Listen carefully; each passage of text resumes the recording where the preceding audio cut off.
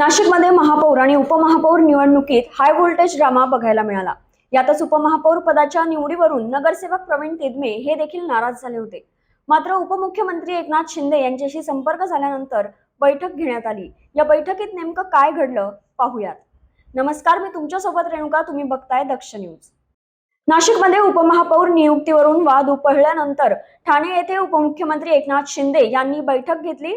उपमुख्यमंत्री एकनाथ शिंदे, आमदार सुहास कांदे आणि पक्षाचे सचिव राम रेपाळे यांनी प्रत्येक नगरसेवकांशी चर्चा करत गटबाजीवरून सर्वांनाच कडक शब्दात समज दिली।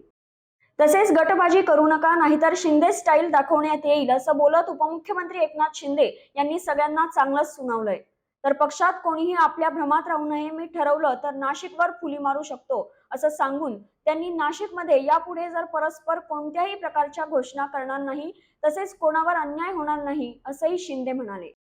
अशाच नवनवीन माहितीपूर्ण व्हिडिओसाठी सबस्क्राईब करा आमच्या YouTube चॅनलला आणि बेल आयकॉनला प्रेस करा।